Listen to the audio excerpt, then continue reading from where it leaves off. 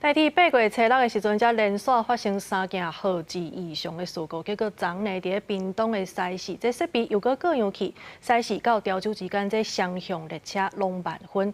初步调查，在代替判断讲有可能就是安全设备上过旧，搁加上南部这几日拢落大雨，唔才会各样去。目前除了成立调查原因，也会加强换新的设备。 代替号志搁出包，初7早起11点外，西市站号志设备故障，影响西市到潮州的列车通行。双向列车平均延误15到20分钟。初6、初7这2天，屏东地区号志定定发生故障。代替初步调查是记忆器系统出现问题，搁加上7月底捌因为西南气流大水雨地势故障，影响到袂少坐车的民众。变成一条袂当用，一条袂当用以后就变成即来。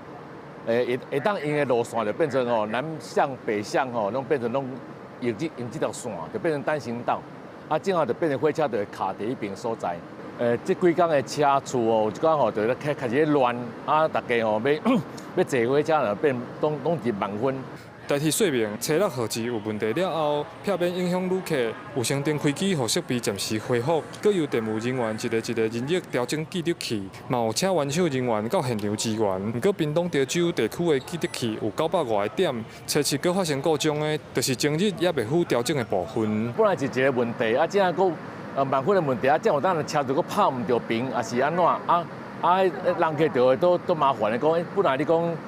这个月台到时搁变另外一个月台，就做麻烦的安尼。铁道学会批评，代替伫2020年就规划要换新，全台68个车站的号志系统，预算60亿。